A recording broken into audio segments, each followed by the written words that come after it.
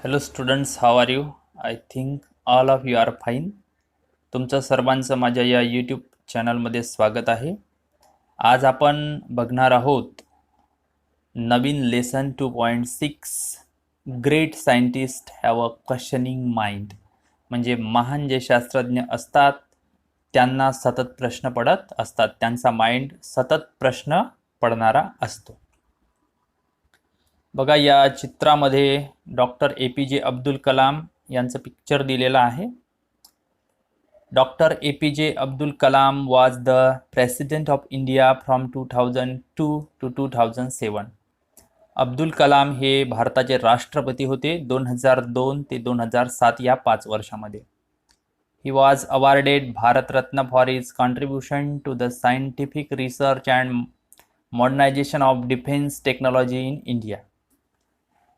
Doctor कलामांनी त्यांचं महत्त्वपूर्ण योगदान दिलं सायन्सच्या क्षेत्रात, आणि त्यांनी आपलं जे संरक्षण खातं आहे डिफेन्स टेक्नॉलॉजी इन इंडिया यामध्ये आधुनिक संशोधनं केले, मॉडर्नायझेशन. ही लव चिल्ड्रन, त्यांना लहान मुलं खूप आवडायचे. His book and ideas have inspire many young Indians. त्यांची पुस्तकं आणि त्यांचे विचार, त्यांच्या कल्पना यांनी भारतातल्या तरुणांना इन्स्पायर केलं, म्हणजे प्रेरणा दिली. इन धिस पॅसेज, या पॅसेजमध्ये ही टॉक्स अबाउट अनादर ग्रेट इंडियन सायंटिस्ट. या पॅसेजमध्ये ही टॉक म्हणजे कलाम कोणाबद्दल बोलतात तर great Indian scientist CV Raman. आपल्या भारतामध्ये होऊन गेलेले जे महान शास्त्रज्ञ आहे, वैज्ञानिक आहे CV रमन यांच्याबद्दल ज्या नवीन पाठामध्ये आपल्याला माहिती मिळणार आहे. आता आपण इथील ॲक्टिव्हिटीज बघू. List 3 of your favourite people. To which of the following categories do they belong. तुम्हाला list 3 of your favourite people, तुमच्या 3 आवडत्या लोकांची नावं लिहायची आहे जे तुमचे आदर्श आहे. To which of the following categories do they belong, आणि तुमचे जे 3 आवडते लोक आहेत ते या यादीपैकी कोणत्या गटात बसतात. Add a new category if necessary, आणि यांच्यात जर नसन बसत तर तुम्ही वेगळी कॅटेगरी लिहू शकता. बघा कोणती कोणती कॅटेगरी दिली आहे. सायंटिस्ट वैज्ञानिक, क्रिकेट प्लेयर, ॲक्टर, टीचर म्हणजे शिक्षक, सिंगर गायक डान्सर, स्पोर्ट्स पर्सन म्हणजे खेळाडू, म्युझिशियन संगीतकार, आर्टिस्ट कलाकार, सोशल वर्कर म्हणजे समाजसेवक, पॉलिटिकल लीडर जसे आपले नरेंद्र मोदी आहे, प्रोग्रेसिव्ह फार्मर म्हणजे शेतकरी ज्यांनी काही शेतीमध्ये चांगलं काम केलेलं आहे, सोल्जर सैनिक, हाऊसवाईफ घरकाम करणारी बाई, डॉक्टर, पोलिसमॅन, लॉयर म्हणजे वकील, इंजिनियर म्हणजे तंत्रज्ञ, आर्किटेक्ट जो घराचे नकाशे काढतो तो इंजिनियर, बिझनेसमॅन व्यावसायिक, आणि जर्नालिस्ट म्हणजे पत्रकार. तर यापैकी तुम्हाला जे आवडते ते कोणत्या गटामध्ये, जसं आता तुम्ही विराट कोहली जर लिहिलं तर तो कुठे येते, क्रिकेट प्लेयर आहे तो. ओके, अशा पद्धतीने. पुढे दिलेला आहे त्यांनी describe orally in sentence or to what each of the above do. आता इथे जे कॅटेगरीज दिलेल्या आहे त्यांच्याबद्दल तुम्हाला 2 वाक्य लिहायचे आहे, ओरली सांगायचे आहे तोंडी. The above do and special requirement of their profession, आणि त्यांच्या पेशाबद्दल म्हणजे त्यांच्या पेशात काय करावं लागते ते 2 गोष्टी इथे सांगायच्या आहे, लिहायच्या. फॉर्म ग्रुप ऑफ 4-5, 4-5 मुलांचा ग्रुप बनवायचा. डिस्कस, चर्चा करायची आहे. व्हॉट यू वॉन्ट टू बी, तुम्हाला तुमच्या जीवनात काय व्हायचं आहे त्याबद्दल चर्चा करायची ग्रुपमध्ये. What you have to do to achieve your objective, आणि तुमचं जे ध्येय आहे, जे ऑब्जेक्टिव्ह आहे, उद्दिष्ट आहे, ते प्राप्त करण्यासाठी तुम्हाला काय करता येईल त्याबद्दल चर्चा करा. इथे बघू आपण. Leaders have no understands people's problem. They work hard. I want to be a political leader. Leader have to understand people's problem, म्हणजे जे नेतृत्व असते ते लोकांच्या समस्या समजतात. दे वर्क हार्ड, ते अतिशय मेहनत करतात. I want to be a political leader, मला राजकीय नेता बनायचा आहे असा हा मुलगा इथे म्हणतो आहे. आता ही मुलगी काय म्हणते पहा, टीचर्स आर सो नॉलेजेबल. शिक्षकांना खूप ज्ञान असते. I want to be a teacher. मला शिक्षक व्हायचं आहे. ही मुलगी बघा काय म्हणते, farmer grow food crops for all. शेतकरी आपल्या सगळ्यांसाठी अन्न आणि पिकं वाढवतात. I will use new methods. मी शेतीमध्ये नवीन पद्धती वापरीन. I will be a progressive farmer. मला एक प्रोग्रेसिव्ह फार्मर व्हायचं आहे, प्रगती करणारा शेतकरी. पुढे cooking is an art. Cooking काय आहे? आर्ट आहे, कला आहे. I want to be a chef. मला चेफ व्हायचं आहे. हां, शेफ. ओके, म्हणजे मला हे कुकिंग क्षेत्रामध्ये करिअर करायचं आहे.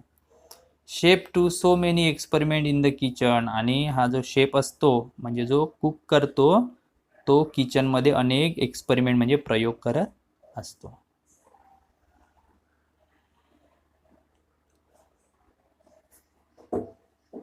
आता आपण प्रत्यक्ष पाठाला सुरुवात करू. पाठाचं नाव आहे great scientist have a questioning mind. म्हणजे जे महान शास्त्रज्ञ असतात त्यांचं मन कसं असते? चौकस असते. म्हणजे त्यांच्या मनामध्ये सतत प्रश्न पडत असतात की हे असंच का. सुरू करू. Great scientific mind are restless with questions. जे ग्रेट सायंटिफिक म्हणजे महान मन आहे सायंटिस्टचं, आर रेस्टलेस विथ क्वेश्चन सोबत काय असते? त्यांच्यापुढे तळमळ असते. रेस्टलेस म्हणजे अतिशय तळमळ असते त्यांना. कशाबद्दल? प्रश्नांबद्दल. They keep asking why does this happen. ते सतत विचारत असतात. मनातल्या मनात त्यांच्या मनात प्रश्न असतो, व्हाय डज धिस हॅपन. हे का घडत आहे? Can I make it better. मला हे आहे यापेक्षा त्याला चांगलं करता येईल का? Or what more can this do. आणखी याच्यात काय चांगलं करता येईल असं त्यांना सतत वाटत असते. Let us study the life of great scientist who live in same era as Einstein but about 5000 kilometre east to Germany in India. Let us study the life of great scientist. आता आपण अशा एका वैज्ञानिकाबद्दल अभ्यास करू. हू leave, जो राहत होता कुठे? In the same era as Einstein. म्हणजे आइन्स्टाईन हा जो महान जगातला शास्त्रज्ञ होऊन गेला, जगात महान शास्त्रज्ञ झाला आहे, त्याच्याच काळामध्ये राहणाऱ्या एका वैज्ञानिकाबद्दल आपण माहिती पाहू. But about 5000 kilometre east of Germany in India. पण आइन्स्टाईन जर्मनीमध्ये राहत होता, तर आपण ज्या सायंटिस्टबद्दल माहिती बघणार आहोत तो इंडियामध्ये राहत होता आणि आइन्स्टाईन पासून किती? 5000 किलोमीटर दूर. पुढे बघा. Born in Tiruchirappalli in Southern India. कुठे राहत होते? आपण ज्या वैज्ञानिकाबद्दल माहिती पाहणार आहोत ते कुठे जन्माला आले? तिरुचिरापल्ली हे त्यांचं ठिकाण आहे. साऊथर्न इंडिया म्हणजे दक्षिण भारतात. In the year 1888. 1888 मध्ये त्यांचा जन्म झाला. रमन, त्यांचं नाव होतं Raman, grew up to be one of the greatest scientist of India. Raman भारतामधले एक महान वैज्ञानिक म्हणून वाढले. He was bright student right from the start. सुरुवातीपासूनच ते एक ब्राईट स्टुडंट होते. And was deeply interested in optical science and acoustic.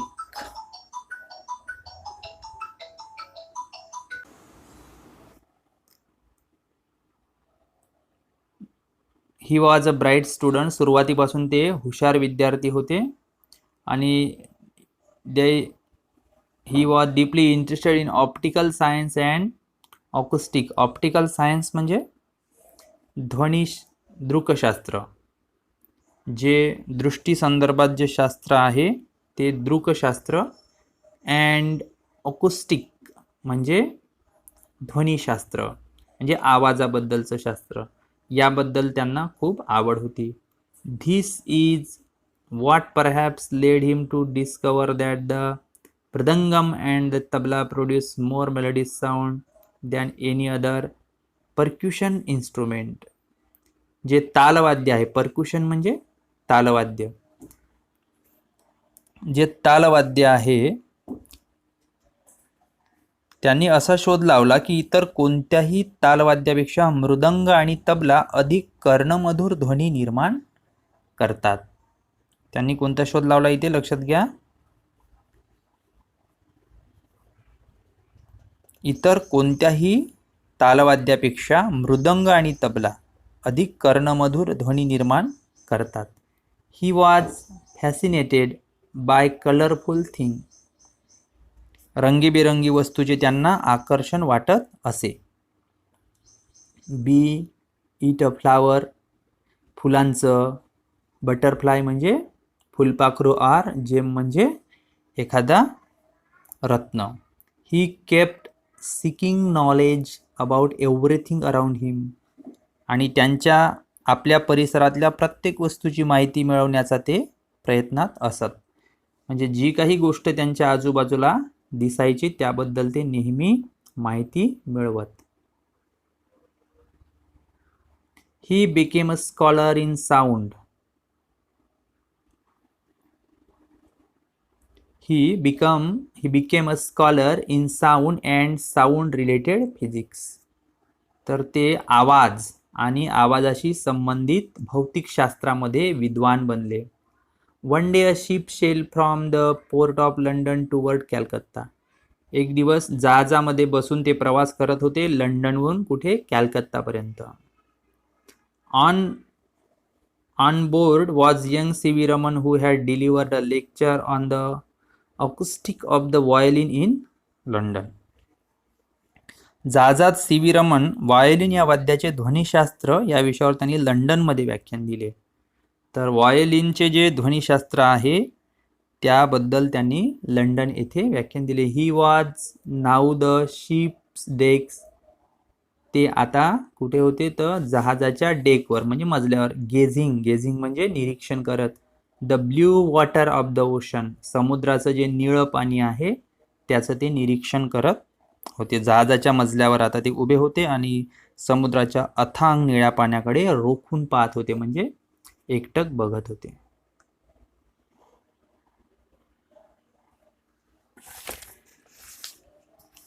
As he glance of the sky.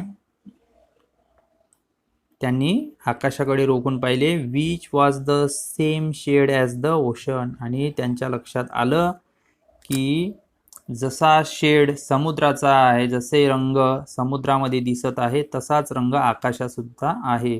A series of question pop up in his head. आणि समुद्रही निळा आहे आणि आकाशसुद्धा निळा आहे.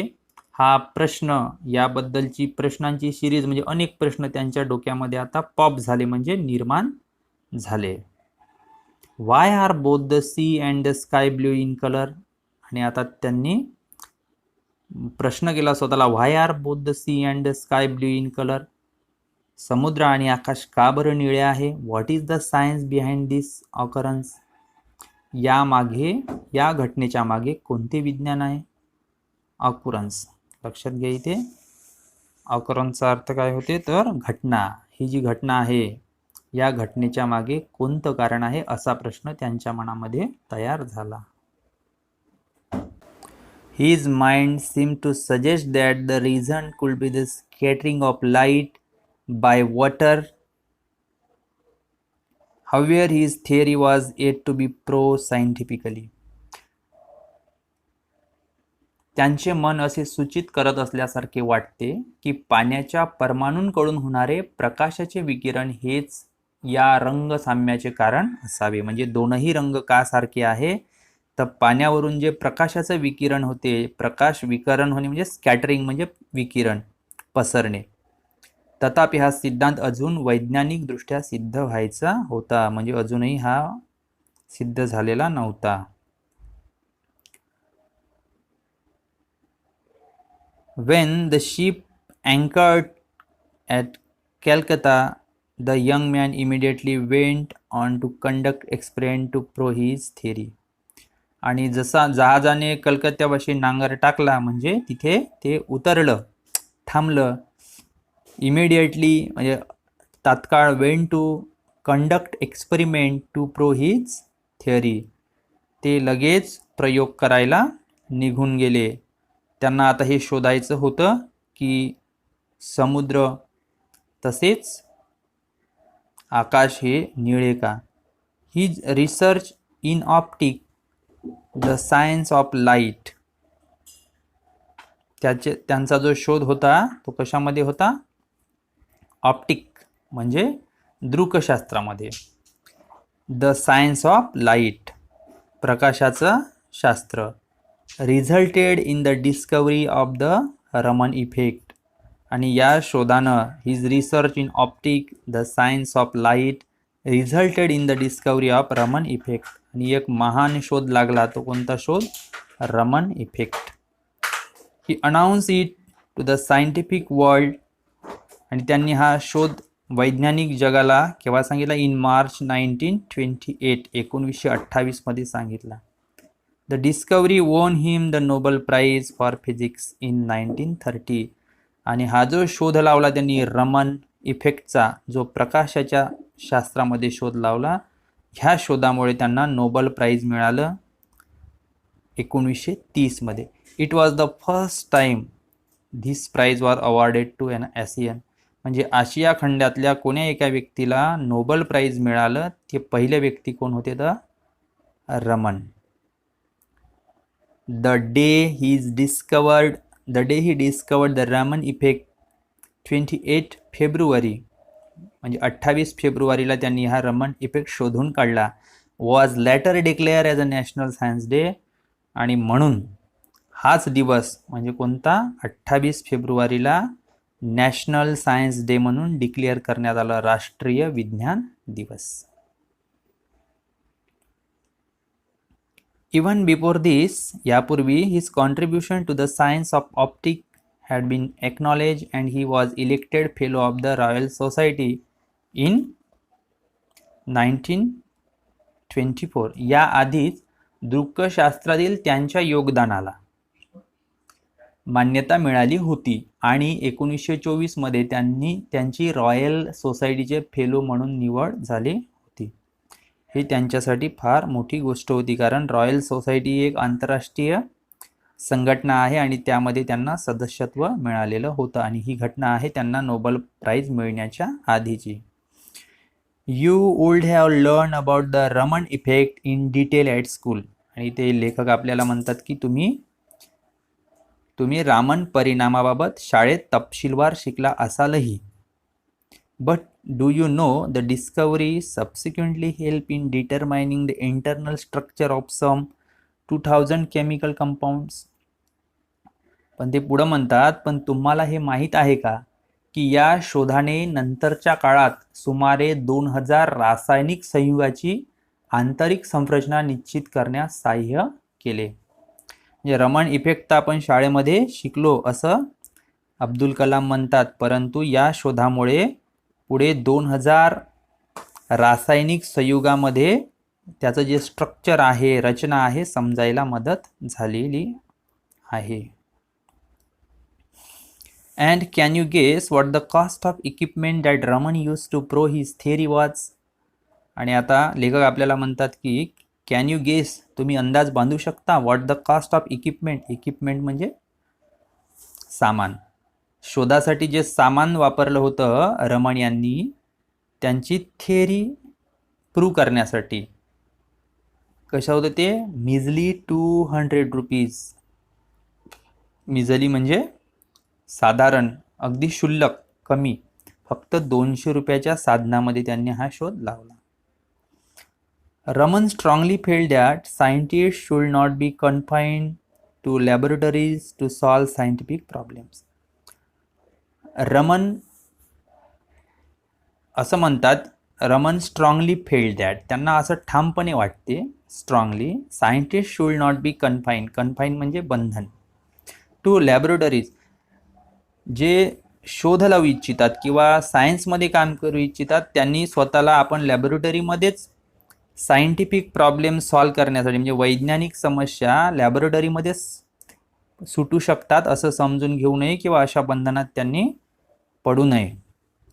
दे शुड सर्च अराउंड देमसेल्फ, त्यांनी आजूबाजूच्या परिसरामध्ये शोध घ्यावा. पुढे म्हणतात and find those answer in accordance with nature. Accordance म्हणजे ला अनुसरून, म्हणजे निसर्गाला अनुसरून त्यांनी इथे शोध लावायचा आहे. निसर्गाला अनुसरून उत्तरं शोधावीत. For the essence of science lies in independent thinking and hard work. काय म्हणतात ते? For the essence of science. Essence of science म्हणजे विज्ञानाचा खरा गर्भ, सायन्स खरा आत्मा lies in independent thinking. Independent म्हणजे मुक्त. जर विज्ञानाचा खरा आत्मा कोणता आहे तर इंडिपेंडंट थिंकिंग, स्वतंत्र विचार करणे, हार्ड वर्क कठीण काम करायचं, परिश्रम करणे, अँड नॉट इन इक्विपमेंट. तर हे जो आहे विज्ञानाचं सर्वस्व कशात आहे तर स्वतंत्र विचार करणे आणि खूप परिश्रम करणे. ते कोणत्याही इक्विपमेंटमध्ये नाही आहे, म्हणजे साधन सामग्रीनंच शोध लागते असं नाही. तर तुमचा जर विचार स्वतंत्र असेल आणि तुम्ही जर मेहनत करत असेल तर तेच खरं सायन्सचं किंवा विज्ञानाचं सर्वस्व आहे.